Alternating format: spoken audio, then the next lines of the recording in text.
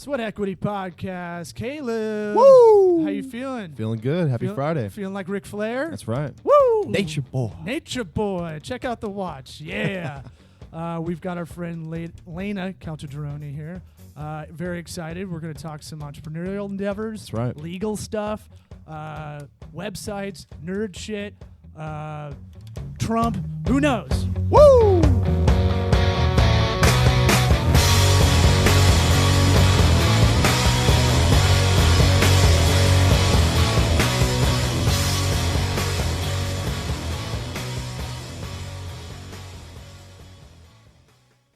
Sweat Equity Podcast. I'll fix that music cue one day. I'm no engineer. I can wear a lot of hats, Caleb, but I can't. I think in real estate they call that charm or character. Yeah? I think that's what they call it. When it has a hard cut Yeah. outro. When that floor is just slanting down, they're like, it's charm. It's Oh yeah, charming bungalow. When I got hosed on that deal, our fucking floors caving in. You could roll marbles and they'd all find each other in one part of the fucking house.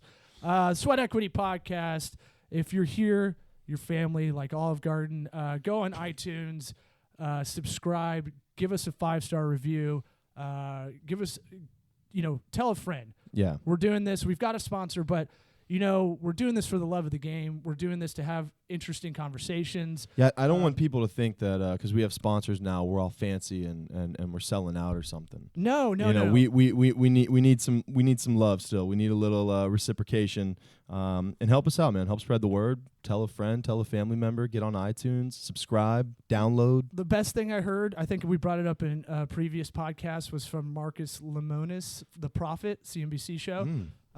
He had a good quote about what fucks up small businesses, and it's about ego. They have too much ego. Yeah. That's why Bar Rescue will always have people, Mm-hmm. because bar owners have crazy egos. And I hope no matter what happens with us doing this, we're just curious, and even if success does come our way by way of hard work, I still hope it's never like I never walk in. I'm like, I'm gonna put my dick on the table and I know everything there is to know about online marketing. Like, I don't do that. I think no matter what you're in, you're always learning, right? Right. You and know? So this is kind of a journey of sorts. That's why I love a lot of podcasts. I like the journey. I like to see Mark Maron kind of freak out. He got engaged and then broke it off, and that's the backstory to a lot of that podcast. Yeah, Maron's got a really interesting podcast for Pete Holmes is great too. Yeah. Oh yeah. The dude went from being divorced and super Christian comic, and then now he's got a news show with Judd Apatow on HBO. Like, things aren't terrible. And he's finding himself, and it's a really interesting. That's the secondary part of that podcast I really love, is that he's curious about being spiritual and finding out about nutrition and finding out about how to be a better person and how to love people, and that I think that's cool. So hopefully, if you're here, you're on that journey with us. And we do have a sponsor for today's show. We want to kind of give them a shout out and give them a little plug because they've shown us some love. And that's Urban Resto at Toco Works. We've been working on their website, working on getting them going, getting things off the ground. And making them a little more accessible to their customers and helping build that base. You can check them out at rustictampa.com. So go on their website, check it out. It's not fully finished yet, but what's up right now looks amazing. By the time the audio, I'm working on it this weekend. We're doing this on a Friday. So when you find folks, check it out and are on your phones at a red light, checking out the website, it will be fully finished. So let me pitch Jordan, the owner. Oh yeah, please do. Jordan Long, great dude. He's about 26, I think 27. Nice. Went to UF. He met with us. He needed some help on the online marketing side. We needed some badass furniture. And Josh and I were blown away. Josh is my business partner. Right. And co-founder of Tokabaga Consulting. He does the creative side. And we were blown away by, how he could communicate with us. He's way more mature than his years. Right. He's also in a field that you don't really get good at until you're like 40. And we're like, when he left, I was like, I'm going to call my friend Carrie that used to work for E. Yeah. And we're going to get him a reality show. Because this guy, he's a good looking dude too. And like, he he gets it done. He approaches it like we do. So business comes in, we go, what do you need done? And the way he does it too, you come in, you don't have a design, he'll sit with you and kind of go, okay, he'll draw it out with you. Do you like it like that? How about this? Or how about this? And he'll articulate the idea in your head trapped in there. That is something that's super hard to do on the fly. To be able to pull that out. Sometimes customers don't always know what they want right away. Right. And it's to kind of... and he'll tell you why. Exactly. And to kind of have a couple keywords that you can kind of dance around, and for him to be able to pull out something even better than what you were thinking. That's rare. It's valuable. So I think he's going to be around for a while. So. Yeah, and we're hoping to have a good working relationship. My wife thinks I have a man crush on him. So let's do this. Let's bring in our guest. That if you're on video, you've seen her just kind of be quiet and listening. It's Laina Caltagirone. Is it Caltagirone? Caltagirone. Let's get you up to that. Okay. Remember, the microphone is a robot dick. I know the analogy. And you got to get right near that dick hole, basically. Perfect. I hope your family doesn't listen to this. We've known each other since we were 5. Yeah. Yeah. So, but we haven't seen each other in like 3 years or 2-3 years. For I'm guessing similar reasons. You're doing your own thing, and you're an attorney from. You went to Tulane, right? I did. Tulane for undergrad and then University of Miami for law school. Nice. Yeah. Sorry. You can take it out of the mic, out of the stand if you want. Yeah, we do have, for those of you who aren't on the video portion of the podcast, it is a weird setup because Law and I kind of sit at the ends of a tape. Think of like a mom and a dad and like the most conservative dinner table ever. And then Norman our guest Rockwell. and then our guest like sits in the middle, so they're trying to properly make eye contact when they're talking, and their head's on a swivel kind of deal. So yeah, you can hold it like a rapper if you want. Perfect. A lot of people do that. Yeah, it's Friday, so we may have you freestyle by the end of the show. Good, I'm great at that. Perfect. Yeah, eventually Urban Resto is giving us a conference room table, circular, so no more of this. Yeah. All right. So, attorney, you went to law school where? University of Miami. Yeah. Okay. The U. What? U. How was that? Is that crazy? Was it hard to go to school in Miami and Coral Gables? Yes, it was. In your early 20s? But I was prepped well because I went to college in New Orleans. Okay, so that's true. I did 4 years of that. Uh-huh. So yeah, I felt like by the time I got to Miami, I thought I got most of the fun partying out of my system, but Miami's a whole different whole different beast. It's like a little another country down there, right? Well, plus you forget when you're from Tampa, like when I went to college, people were like, fuck yeah, we're going to strip clubs. I was like, I've been doing this since I was 14. I don't really. So it's not like, Tampa's, I've always said Tampa's like Miami Light. If Miami's Budweiser, we're Bud Light. Very light. We're like Michelob Ultra. We're like Bud Margarita, like the margarita beer. But there's craziness if you want it, and the thing with Miami, New Orleans, and Tampa is craziness kind of gets to you, whether you can't avoid it sometimes. So I don't know. That's my theory. But so you went to law school, and now you're with the family business. I am. This is literally us catching up. I think we connected like right when I moved back, so 3.5 years ago. Uh-huh. And what were you doing at the time? Several things, like a Jamaican. I was doing stand-up a lot, doing the road a lot. I was doing, I think 3 years ago, let's see, I was either doing affiliate online marketing for selling, like doing ads for vitamins that Dr. Oz loved because he had the Oprah effect and people would buy everything. That was a little too scummy, and I left that. Or I was just starting with a company called Sola Salon Studios. Oh, I remember that. Which was kind of a consulting / operations here / do everything as it's your own franchise kind of deal. Was working on getting some points on the franchise in. That kind of fell out. So I was like, this is great. It's a great system. I love it. I love the idea. I love the empowerment of taking a lot of hairstylists that are in terrible situations and helping them become small business owners. So that was kind of almost a crash course without even thinking about it on what we're doing currently, which is small, medium business consulting. So, right. So that gave you a chance to get like behind the scenes. Dude, if you hijack this and start asking me questions, I will talk about myself. Okay. So So 3 years ago, we hung out. We were trying to work on a stand-up show with the charity involvement, and that was did not work. No, but it was, I do a lot of stuff that fails, and we talk about that a lot. You learn from the failures, not usually from successes. And they don't even really have to be called failures. You know what I mean? It's just learning. Like every time something goes wrong like that or something doesn't pan out, usually you learn something great and use it later. Yeah, I learned how to work with an old theater, kind of how to market a show at a theater no one knew existed. Yeah, that's tough. That's tough. But I would consider a failure of a half-full theater because, you want to fill it up. And I know the talent we had are good. But enough about me. So you came back to Tampa about 3 years ago. Yeah. We were St. Mary Saints when we were little, elementary school. Used to date the mouth of the Southeastern Conference, Mr. Tommy Howell. Oh my gosh. When you were in third grade. That was my first boyfriend. Do you know that? Fuck yeah, I know that. He's like my little brother. I have did you hear about the story of the slapping? What's that? That was the first time I've ever slapped a boy. I've never done it again in my life. Apparently, when you we were slapped little, the mouth of the South. He Tommy said Howell. something sassy to me. I guess that's the mouth of the South thing. For those unaware, Tommy Howell is our co-host on the Triple Option podcast. We've been doing for about 4 years, and I gave him the moniker "the mouth of the Southeastern Conference." It's going to be an interesting first day back come preseason coverage. You gotta ask him. I will for sure. I don't know what it was.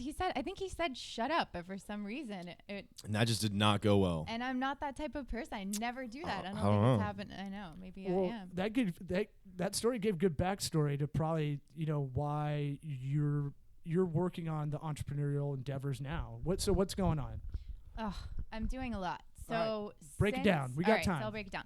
So since you saw me 3 years ago, I was just joining my dad's firm. So he and I practice law together, and we have a small family-run firm, and we do personal injury law. Okay. So auto accidents, slip and fall, things like that. Mm-hmm. He's been doing it for 40 years. So I joined him, and I'm kind of rebranding and adding new things to the firm, one of which is entrepreneurial law. Uh-huh. So over the years, in the past 3 years, and even when I was in Miami, I worked with a lot of small businesses and solopreneurs. Uh-huh. And I helped them many different. What's a solopreneur? One-person business. Just nice. I'll stop sometimes. Just I know what it is. No. Yeah. But I want to. Perfect. I'll try to throw it in there in case there's something that's like, what's that? So go ahead. So over the years, I've always loved business. I was going to go to business school before I chose law school. Mm-hmm. But I've always been fascinated with business. So I started helping random small business owners from and weird, interesting stuff. I've helped photographers. Photographers. Fetish shit. No, where are we going? No. When I say weird, and this is not weird to me, but I've helped energy healers, life coaches, like I said, photographer, all different things. Someone who was starting a brewery. I've helped every. Yeah, and I think kind of, and not to get too philosophical, but starting there with those kind of things that maybe aren't the norm. They're not your typical business avenues. Right. Kind of can prepare you for getting on board with some of those more normal ones because you've seen it all, right? Right. You've gotten the weird questions. You've had the awkward conversations.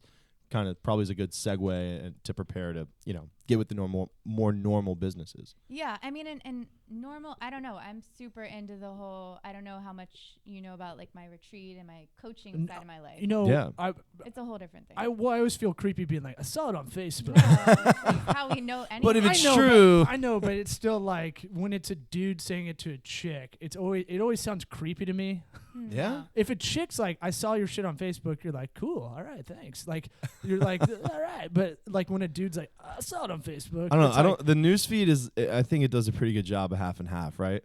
Yeah. It makes it fair game. Yeah, they've gone more they've gone crazy with advertising in the news feed. But maybe we were talking about you coming on 2 weeks ago. Yeah. I had a family emergency thing, and we couldn't do it. So sometimes when you look people up, I was looking up your business page. Sometimes that shit'll pop up. Yeah, more, that's the point of it. That's what Right. you're trying to do is share it with as many people as possible. So yeah, look, I'm not too good to say I don't. I probably abuse it. If anything, I probably do too much bitching on there. Oh, you're doing the bitching on Facebook. I like to write jokes. I don't bitch like, man, fucking Obama didn't do this. I don't do that kind. I try to write jokes and test them out. Or that's not bitching. That's great. It can be. So you didn't write a status? It's like, if Trump's elected, I'm moving. Right. Yeah. Yeah. It's like, okay. I was like, I still have people screenshot this and just keep it. I'm still friends with people who like think that way, and they're like, I'm going to express this. Like, this is a really cool thought. Everyone needs to know. And it's like, oh man, I do that. You still share that? Really? I really do. You're like, I'm moving. That's it. No, but not like complaining thoughts. Like, I don't know, things. No, yours is motivational. Yeah. That's good. Okay. But being like, if X, Y, and Z is elected president, I'm moving. It's like, no one cares. Like, no one. You're not friends with anyone on here, really. Anyways, move. So like, just to break just call down college hunks before you do it. Vulnerability on that. Caleb has the scouting block, which is it's a perspective for high school kids that are looking to get in college or possibly pros. Yeah, we produce recruiting videos for high school baseball players to send to colleges to help them gain more exposure. So that's cool. But a lot of their online content is that motivation, like more Nike style, of like the 90s, but it's still like positive stuff push out there. It's not like it's one of those you're not working hard enough, there's someone filling your shoes. That's not a real quote used. Right. No, I know what you mean. That's like kind of a lot of the sports style. For yours, it's like, more about being thoughtful or, and I think we need more positive messages on social. It's such a powerful tool that we look at. I mean, for some people, it's an addiction. It consumes most of their lives. And to see negativity all the time, it's taxing, man. I was just talking to someone about this today, and we were saying, like, people need to become aware that what you post, it doesn't just, like, affect you. Like, if you're in a shitty mood and you post about it, that post, everyone sees it. And whether you know or not, that energy you put behind it, like, people pick up on. And you could be in a borderline mood, and then you see someone bitching. It's like, God, like, you kind of take it on. So people need to be mindful of what they post. Yeah. It's tough. I can see both sides of that coin, because what I want to see is real talk. Right. Being a comic, because it's all about, I don't want any fluff. I do want to see I love when comics go, I really bombed tonight. Yeah. I love that, because there's not a lot of guys that do it. Yeah, but that's like authentic. So, and I don't think that's negativity, right? Well, it can be. But I'm saying, like, you're right. Negativity. Yeah. Like, it's not taking a jab at anybody else. That's not bringing someone else down. And I don't want to get soft on, like, the bullying talk. Like, there's internet bullies out there. But it's like, it's one of those things when you go on and this, like, it's the same few people just bashing everything in sight. Mm-hmm. It's kind of like, dude, come on. And I make fun of moms with young kids. Like, I kind of unfollow them a lot of the time. Well, another creepy thing, I don't want to see a bunch of baby pictures of a kid I'll never see. Like, yeah, I just feel weird knowing what the kid's doing, and so there's that part. But I understand the part where they're with the kid all day, they're not talking to anybody. Right. We used to have more of a community. You would go talk to your neighbor. I feel like neighbors are like, if you're friends with your neighbor, it's like unusual now. You would go talk to your pastor, priest, rabbi, village elder, whatever. You used to go do that. The funny dynamic now is like, where my folks are, there's some people who've moved in who are like a little bit younger, and they're in their mid to late 60s, and sorry, mom and dad, they're the young bucks. no, but there are like some younger people like moving in the neighborhood. My dad's like, trying to talk it up and make friends with them, and the guy's like, I just want to go inside and watch like House of Cards, like, please stop talking to me. It's like they don't have that same like old school form of communication like when you're home, because kind of for me, when I'm home, I don't really want to talk to my neighbors. I'll be honest. Like, I just want to go inside and do my thing. If I'm doing yard work, I want to get it over with, so I'm done. Sure. I don't want to stand out here and talk to everybody. Sure, but it's also kind of what what Laina kind of throws out there is be a little bit more thoughtful. Exactly. And I see it almost in a narcissistic way. Like, look, if I'm not home and something's going on with my wife or the dogs or whatever, or the eventual family we'll have, I would hope that we have enough people in our neighborhood that are cool, and I'll go out of my way to try to go help them. Right. Now, I'm not thinking like, well, this is giving me credit with them kind of thing, but I just know the more like kind of good stuff you're doing around the neighborhood, the better it is just overall, even if you never get anything out of it. Yeah. like a return favor kind of deal. Yeah. So we're looking for a little more positivity in the world. Yeah. Right. And tell us a little bit how what you're doing is helping to do that and kind of helping people understand maybe a little bit of a more clear path, whether that's from a law perspective, being an entrepreneur, or from your retreats and those kind of things. Okay. So just to kind of like explain what I do, because I know it's two very different things. Yeah. Look, you're preaching to the choir. I do stand up and I'm running a company. So at the beginning of this stuff, I had people say some pretty negative, and I don't care, but I feel like the need to like explain why. Go for it. My this is a great place to talk about it because it's long form. Yeah. Like, so on the attorney side, I practice law with my dad. You know, we're kind of rebranding, changing things. We have like a very unique firm, I think, compared to other people in our industry. I don't want to name. Well, how so? What competitive we're very advantages? Like boutique firm. We know everyone, every case that we have. We have personal service, and we care and try hard on each case. So it's not a numbers game. It's not a bottom line. We're not doing the average of the cases. We're really trying to get the best result from every case. I'll say it for you. You're not Morgan & Morgan doing retail. She's like, I didn't say that. That exists for a reason. It's a business. Well, and that's just it. You're a law firm. You're not a marketing firm. Right. Right. And it's funny because now you can't have one without the other. Yeah. Nowadays. Mm-hmm. You kind of got to play the game. Yeah, absolutely. I mean, people, if you look at it as sharing what you do rather than marketing, it doesn't make it feel so skeezy. You know what I mean? Like, it's just about sharing a good service that you have rather than like convincing people to come to you. Right. So you actually do give a shit about your clients. Yeah. Is what you're trying to say. We really, really do. So anyway, so that's that aspect. The other aspect is the entrepreneurial stuff that I do. And I'm developing, so we talked about solopreneurs, right? Like, you know the deal with like rolls off the tongue. One person business, and they're wearing 50 hats, and they're doing a million things. And legal is like the least thing you want to worry about because the information's all over the place. So I'm developing online products for solopreneurs based on their business. So say you're a life coach. I'll sell you a downloadable product that has the contracts that you need, the templates that you need, and like a mini video that kind of takes you through briefly and clearly what you need to be aware of. So you're not getting the whole like entrepreneurial broad-based thing. You're getting what you need to know in your field in a very clear, concise way. Right. And efficient. Right. Does that make sense? So I think there's a lot of value in that as well. Yeah. And hopefully the idea is to, branch out to different solopreneurs and kind of have something for everybody, because there's this huge gap between people starting off not having the amount of money that they need to hire a professional attorney to spend thousands of dollars on contracts, and it's one contract, and then what do you do with it? You have one contract and you don't know what to do with it, what it means, and what else to watch out for. It's not fair. And I think with kind of with legal and having been a solopreneur and law having been there, I've been fucked before as well. It's kind of one of those things where it's kind of like being sick and not going to the doctor, right? You know something's wrong, but you're not addressing the problem. Yeah. And it's almost a little out of sight, out of mind kind of thing. It's like the last kind of cliche thing I'll throw at that. But it's one of those things where it's going to come back and it's going to bite you. It's going to hurt.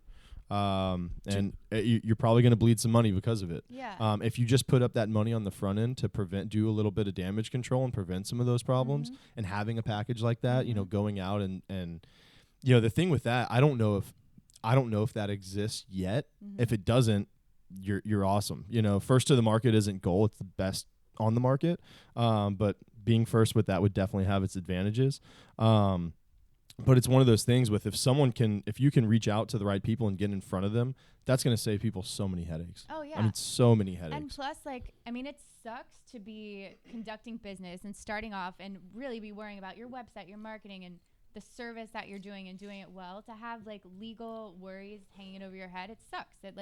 It's for scary. the non-legal stuff, you can go to tocoworks.com, TOCOWORKS.com. Call me 813-433-0403. Woo! Yeah, but I totally get it. And the first thing I tell a lot of startups, because we work with a lot of startups as well, or solopreneurs, is that's the hard. Look, I can't read well on air, and I can't speak very eloquently. Damn St. Mary's. Yeah, No, I couldn't. Done a little better. I couldn't read in class. It was horrible. Really? Miss Bauer's class, history class, was tough.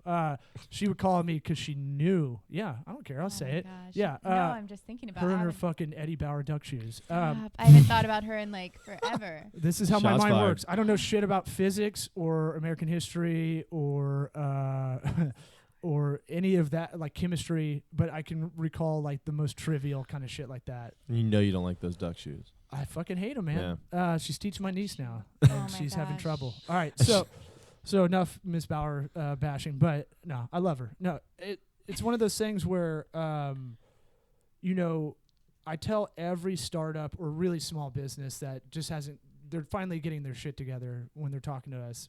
We get about half the people we talk to are kind of that. I go, have a good accountant and have a good lawyer, because that's another way. After the ego thing, those are the two ways you get really fucked, by not understanding a little bit about how accounting works, how cash flows work, how taxes work, because it's shocking how little people know in the business realm. I know for me, it's almost it's intimidating, kind of a little bit embarrassing, because law is it's a specialization, right?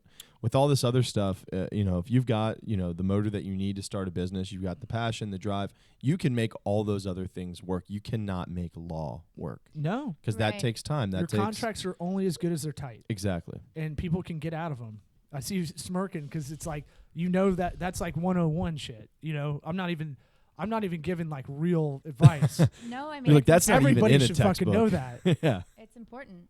I mean, and legal information is scattered everywhere, and there's nothing good that's like tailored towards your specific company, your specific industry. You know, you have to read through tons of websites and you don't even know if the information you're getting is right. And you're like, is Robert Shapiro on LegalZoom? Do I trust that guy? Right.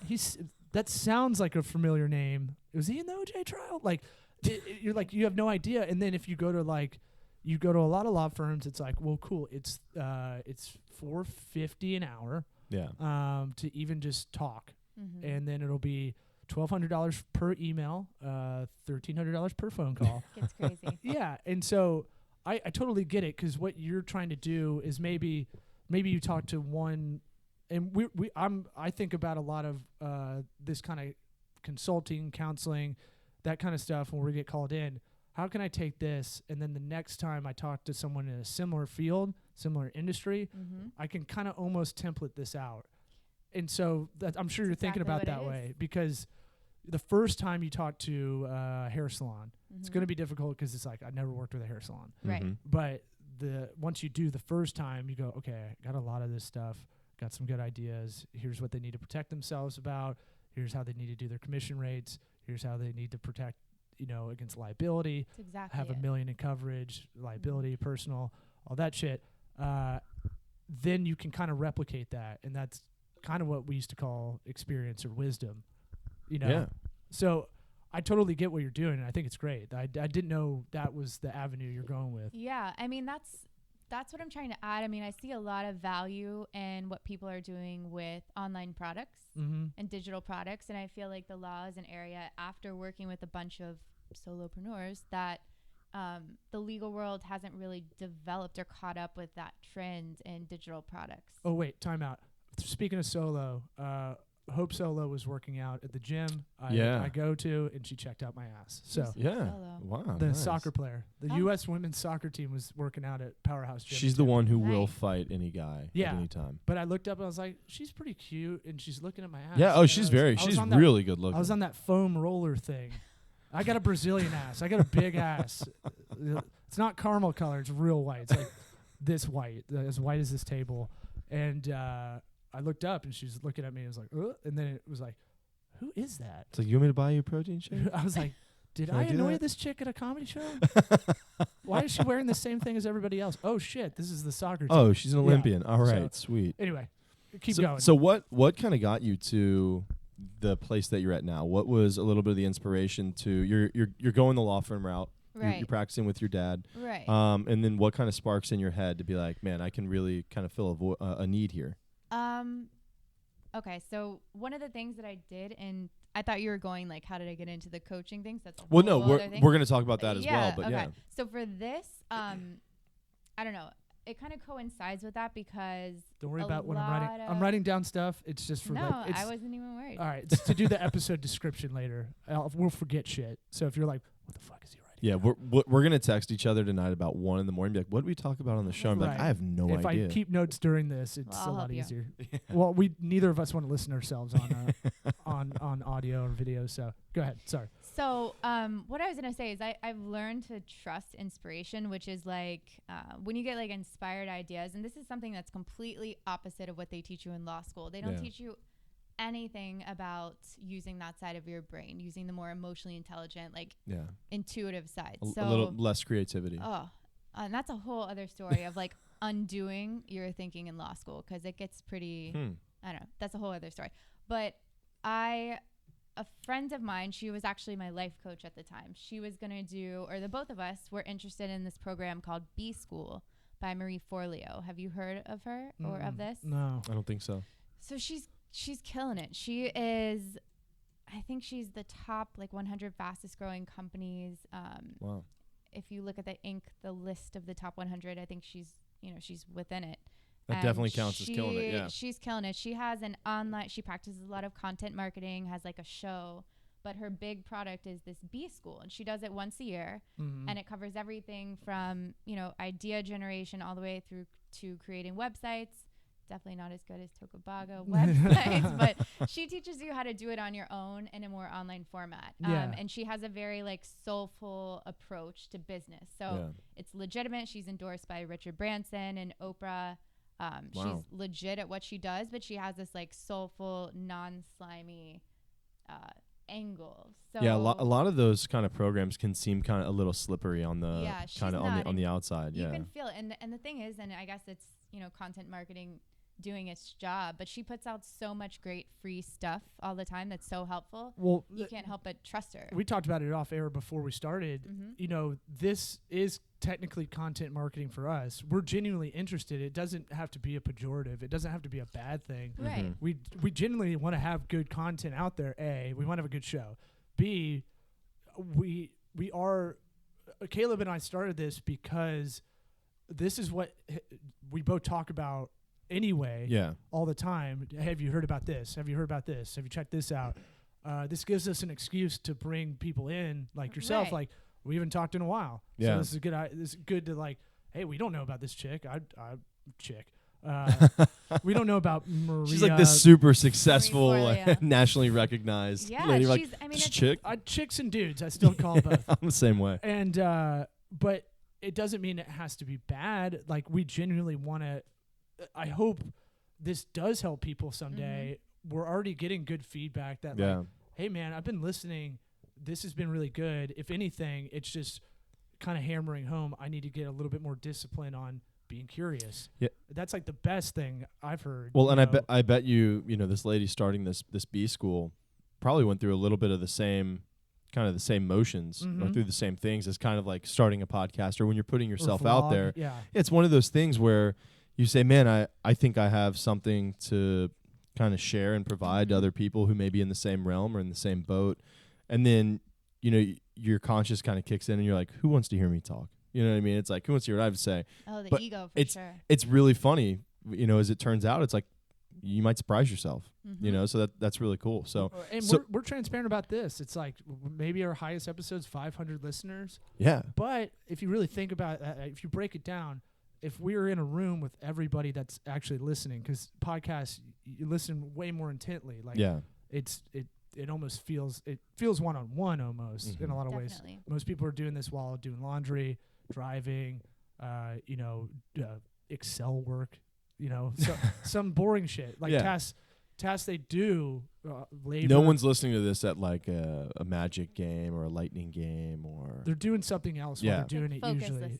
And it's but it's like you put all those people in one room, and that's a huge like speech you're giving. And so while our numbers aren't high now, we hope later down the line it will be. I'm sure she was the same way. Oh my God. I mean, and that's the story that makes her so relatable. Like, if you follow everything she did from the beginning of her entrepreneurial career and like all her whole path, she was doing workout videos. She was doing, all these things, and somehow, I pictured her as a heavy black woman. No, she's awesome. You should pull her up. Well, you kept saying soulful. Yeah. So I was like, oh yeah, I want a big. Well, look. Well, you got to unplug that, man. Look, big black ladies give the best hugs. The most comfortable ones. Can you disagree with that? No. I don't think anybody can. You know why? Because you sound racist. All right. I'll look it up, but keep going about it. So, where was I? I don't know. So you signed up. You guys just attended that school. It's an online program, and at the time, I was like, I have no idea how I'm going to apply this to personal injury law, but I felt inspired to do it, and I kind of trust that if something like, if I'm excited about it and it interests me and it's educational, like why not try it? I have a lot to learn. When I was in business school, we didn't cover any of the online stuff, and that's all it is now. So I did this with my friend. We went through the program. It's like 8 weeks, 8 modules. Mm-hmm. And she's, look at her. Yeah. She's awesome. Get this pop-up shit out of here. You got it on your site, She Laina. teaches you got to have pop-ups. If anyone's listening right now, where can they find this? What's this link, Law? So it's marieforleo.com. And I'm going to give you the sloppy, lazy way of doing it. I just put Maria Marie. Well, I put Maria B School and she popped up. There so you she's go. obviously super popular. She's SEO'd out. Like she's done everything. She's got a photo with Oprah on her main page. Right. So she's doing something right. Well, after a while, it just becomes its own like machine. Yeah. Like you don't have to really spin shit in too SEO. much. There's already people involved. So go ahead. Sorry. But she's great. I mean, she's amazing. She's been doing it. So like the big things that I've gotten from her are that exactly what you're talking about with this. Like no matter who shows up for it, post great content consistently and like make it something that you really care about and something that's really valuable. And if you do that consistently and your intentions are good with it, you're gonna get rewarded for it. And that's there's a million people that are huge examples of that in the content marketing world. Yeah. And I think if you're doing something at that, coming from that sort of angle and that place where it's like, man, if this is something you really care about, that's going to come through in your work. It's going to come through in your posts. You may not reach the masses, but you're going to want to reach your target. Right. You know what I mean? And that's who's going to follow. You're going to find out who your target is. Right. There's a really good example of that I've shared in some past episodes, but a buddy of mine put out started a skincare line. They would do simple stuff, organic chapsticks, hand salve, soaps, stuff like that. And for some reason, they found that the rock climbing community like just took off with their brand and kind of made it their own thing. And they're like, all right, we are a rock climbing hand salve company now. So you just find who your message is really reaching and speaking the loudest to, and you kind of run with that. So I totally hear that. So. Yeah, and it's good you have, I'm going to steal a term from Bert Kreischer, a comedian that grew up in Tampa. But El Machine. I look to him as one of these. He uses the term nautical beacon, and you're looking at Marie as, hey, this is, because there's going to be a lot of people like, what the fuck are you doing? You're doing vlogging, you know, especially in the Tampa Bay area. It's very like it's not all that open-minded in a lot of ways, and so a lot of people should be like, that's really cool. Tell me more about it. But you can't. No matter where you are, you're gonna get haters about this because it's their own it's their own like fear. Right. Absolutely. And so one of the things I look to, and you're doing this, it sounds like, even on a level, we talk about people in your life that are mentors, but also people you don't have much contact with or you don't even know to look up to. And I look at Bert Kreischer, how he's a comedian, how he's a TV host. Yeah. But I listen to his podcast because he's dealing with the family balance. I told Laina and I were talking before the show. I love Adam Carolla because he's an entrepreneur, but he's the best. He's the quickest guy on any radio or podcast. He's hilarious. He can go off the cuff better than anybody. He also shot 2 documentaries. He shot a feature. He's got Mangria. He's got a lot of. He does a lot of things. And the balance is there. And that's inspirational. He's a professional race car driver. He has Catch a Contractor. And what was the other one? There's another one in there. He's got a lot of things going on, and that's the satisfying life. I think that's the content life. Yeah. Joe Rogan's the same way for me as well.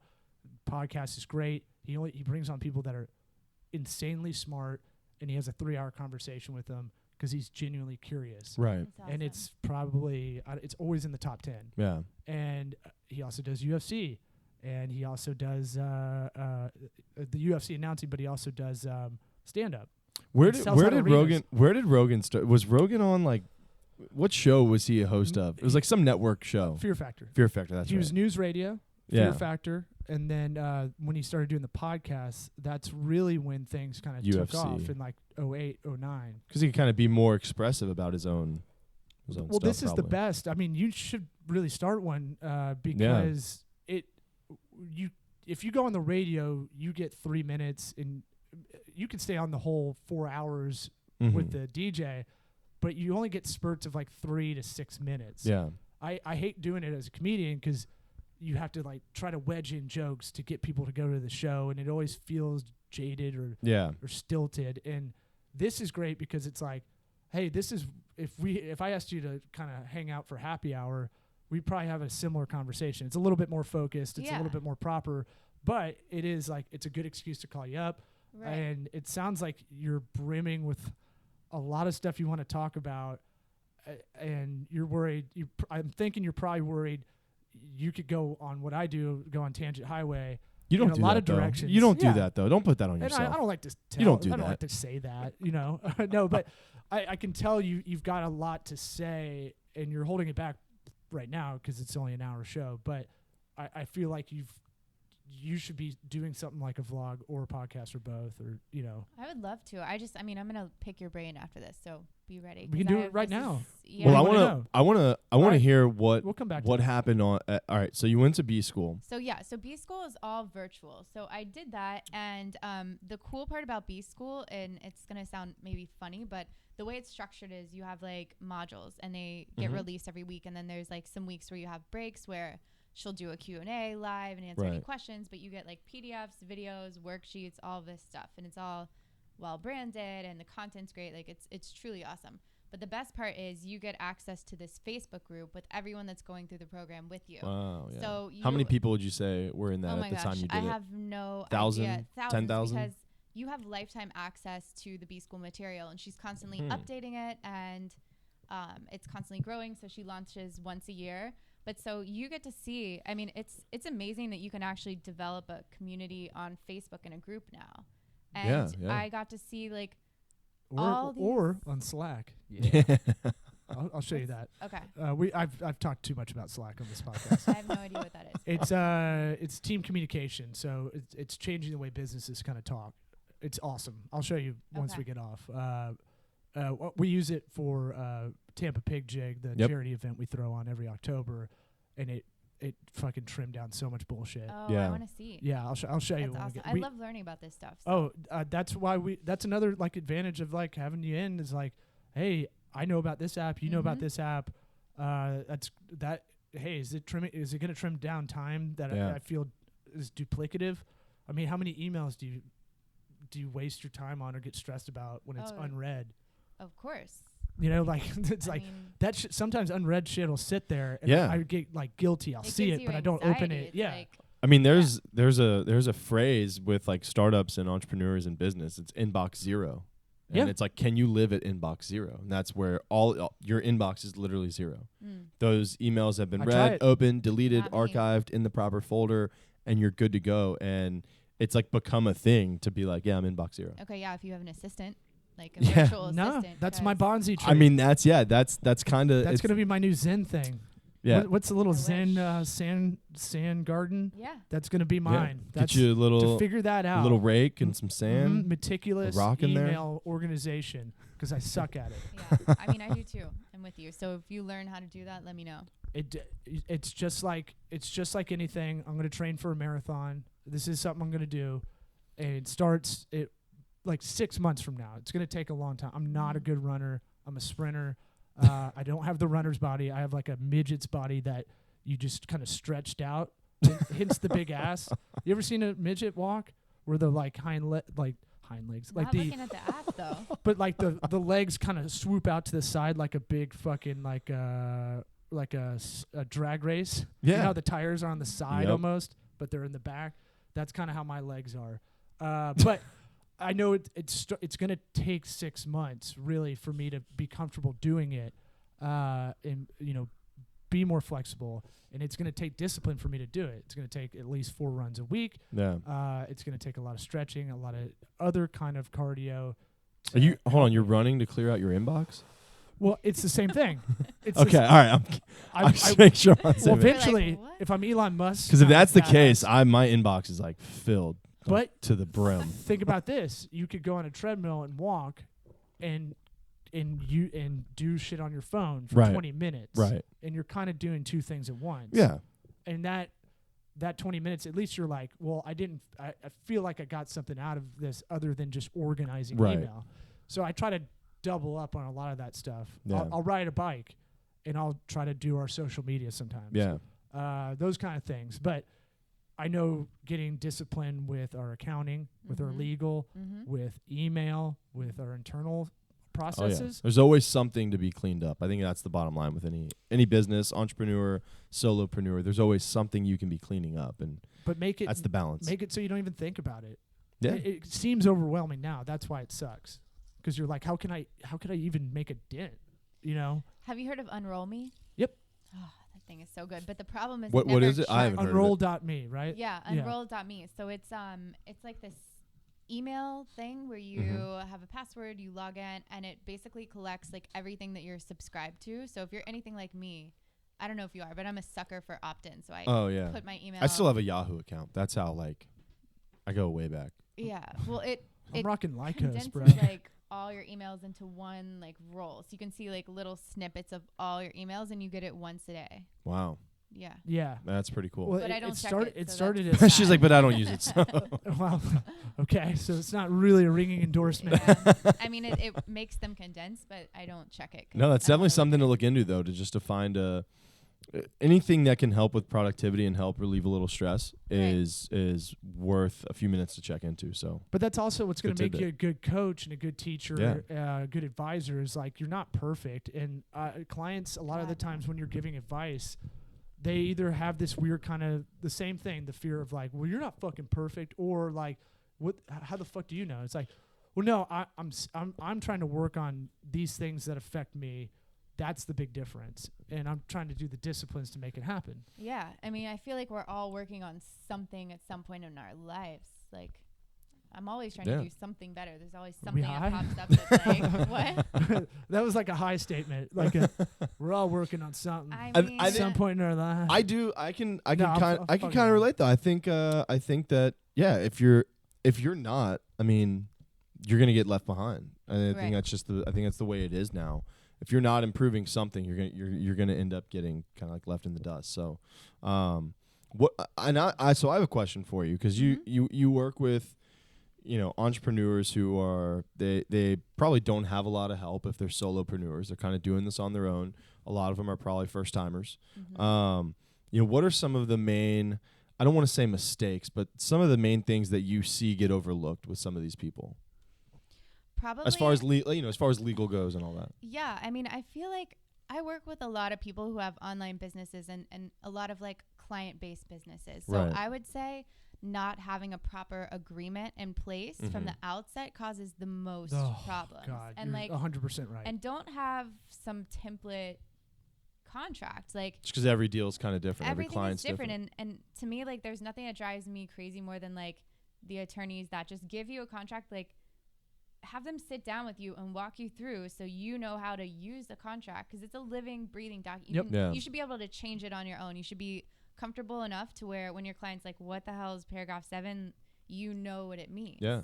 So have a great contract in place and really understand what it means for you. Yeah. So you can explain it so both of you know what the hell you're getting into. Yeah. I know that's something I fall victim to with my business is handshakes. We we just go based on, hey, you guys are interested, great, here's the price, you can go online and pay, and then that's it. There's no contract. The expectation is kind of just understood within the realm of what we provide, and that is just asking for problems. Right. And I know that, so that's something to be cleaned up.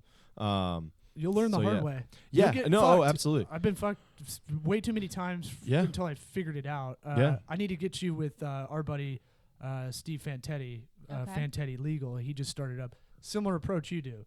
He'll sit down and look at it, because it's how we approach it. There's a different set of variables for everybody, especially in the service industry stuff, where it's like you got to schedule out, you got due dates, you got payment dates, you got net 15, net 30, due upon receipt kind of payment schedule. Now people are stressing. They're like, "What the hell is that?" No, well that's why. I didn't know what those things are. So well, that makes you feel better. No, I mean you do. I'm just talking from what him and I kind of use as our vernacular, but I'm sure it has there's other terms and ways of saying it, but basically kind of, if anything, an attorney is very good at being analytical and kind of if outside of writing contracts, like going, well, most attorneys are very logical. Like legal writing is math writing to me. It's not creative writing. It's like, we need this here, and we need to make sure this part's here, and you have to get the initial here. Right. And it's very like, to me, it's way more math than it is the English side. Yeah, and any like a comma, a word, like it can change the whole meaning of something. So you really do have to have someone that knows what they're doing, read it line by line, and have everything count. Yeah, I had a comedian do a status update last night. I couldn't help it because he didn't have a comma in place, and so it was like. Do you comment on that and tell him to add the comma, or do you text him? I did, because I had some wacky tobacco, and I'm all like, yeah, man, it's cool, man. Like I'll get like real Willie Nelson about it. I know your heart's in the right place. Well, no, I did text him. I was like, dude, I didn't mean this as like a hate. I don't know you that well.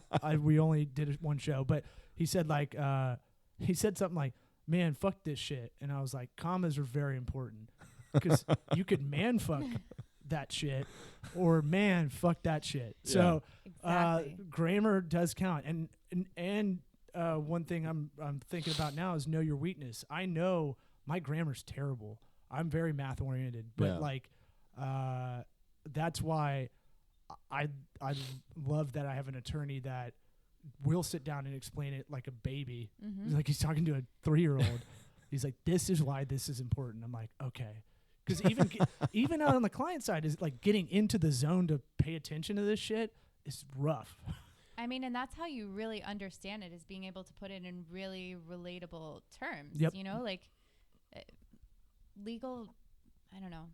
It's a whole different language. Well, is that something? I didn't mean to cut you off. No, is that something you may help some of your clients with, is having these somewhat legal conversations when we're talking about getting contracts done and what are you signing, having that conversation and explaining that to their clients so that they're comfortable with it. Yeah. Because I know in one of my many jobs, what I do is I deal with patients, and I have to have them sign off on assignment of benefit forms, and they're very, very, I mean, it's 7 different pages, but they're only signing 1 page, and like, what's all this other stuff? And it's like, if I told you, you wouldn't want this. Right. You know what I mean? And it's like, there's no ill will in there. There's no wrongdoing, but just they're more alert, and they're more like looking for for what's wrong. So that can be detrimental to deals when you're talking about doing this on your own. When you're an entrepreneur and you're a small business, everything counts. Every dollar counts.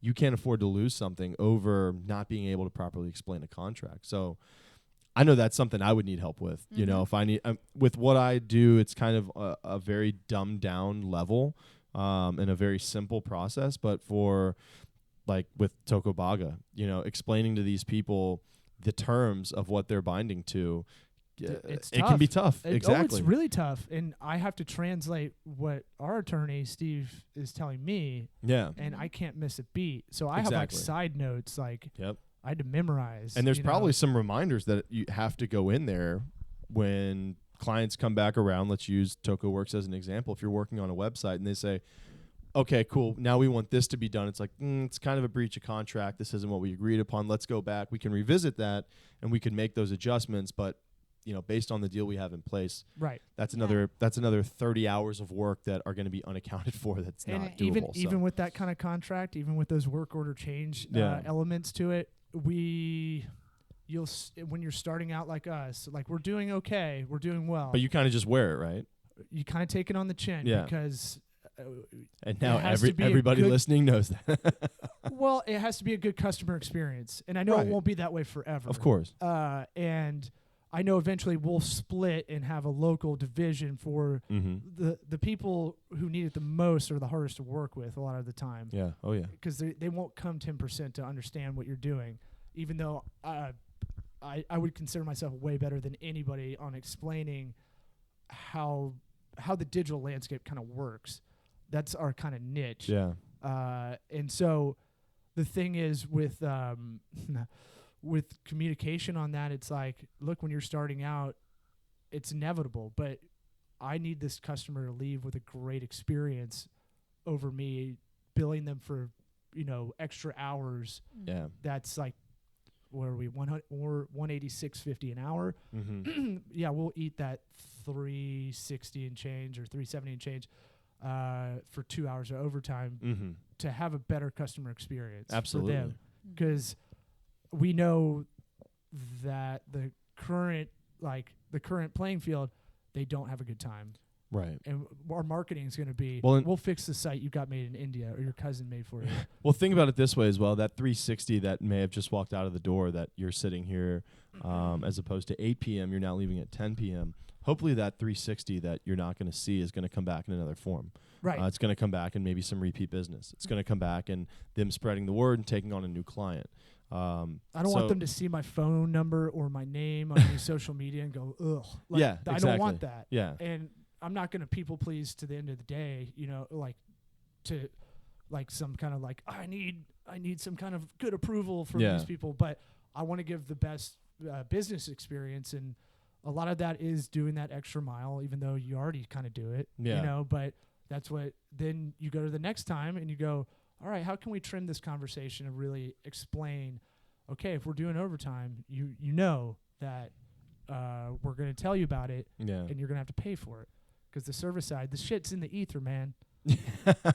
You at least have contracts that are on paper. Like, our shit's like, it's in a cloud, man. It's like, what? It's designed a logo for, you should be doing this for like $100. Yeah. You're like, dude, hold my dick. Like, it's way harder than that. Yeah. You should be paying us 17 times the amount, kind of thing. So we're closing on an hour. So one more thing I wanted to touch on, we didn't get a chance to talk about, is kind of the life coach aspect of what it is you're doing, kind of how does that play into kind of all of this as to kind of the business that you've created?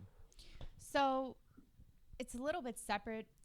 I mean, the businesses are two separate things. So okay. Legal, you can't mix with any, everything you make from legal has to be completely separate from any other business venture. So they're two separate things. I kind of got into the life coaching because, not to get crazy into the story, but I kind of touched on how, in law school, they kind of train you to think a certain way and spot problems and argue. And long story short, 4 years of learning how to argue and focus on problems is not the best for happiness. Right. And after law school, I just I moved back here. I had done all the things that I was supposed to do. I had a good career, a good relationship, family. What do you mean supposed to do?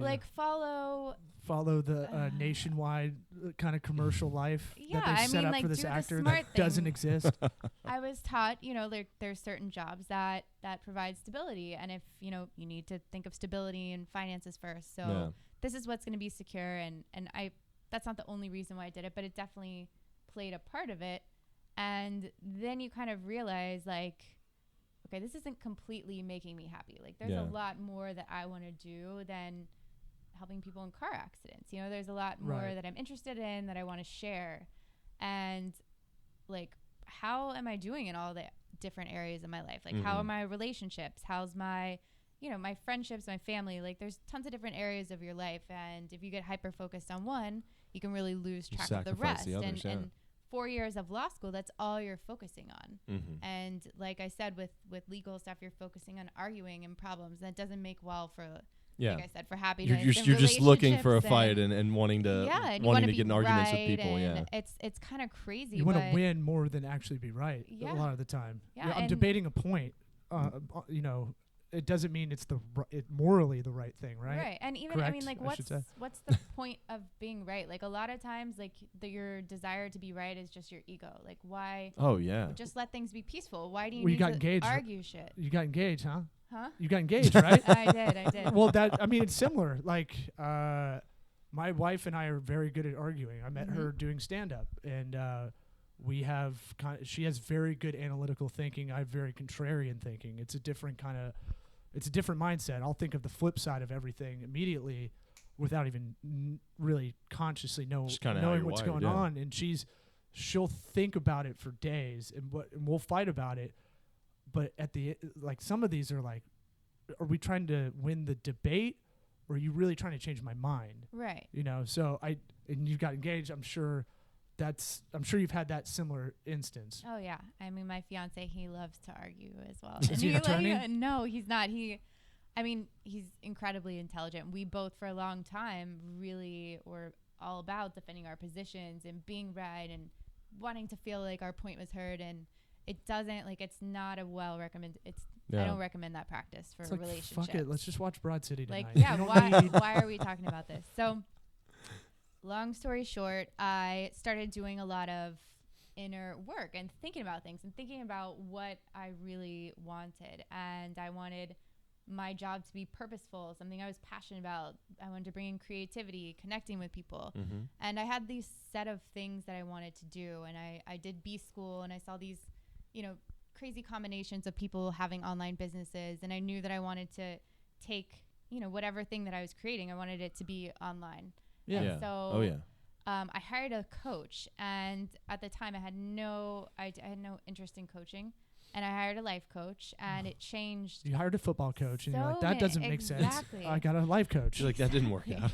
Not what I wanted. So I got a life coach, and it changed a lot for me. And not just because of the coaching, although the coaching was amazing, but what it opened me up to, the things I started studying, the books I started reading, and starting to really live consciously in the different areas of your life instead of just letting life happen to you. Can you give us a recommendation of maybe a book for someone listening that might, something that, I don't know, gave you an aha moment or really spoke to you or something like that was a little inspirational? So Alchemist is an amazing book. Nice. I don't know who's read that. Alchemist is really, really amazing. And it's one of the books that I've read multiple times in my life. It always means something different.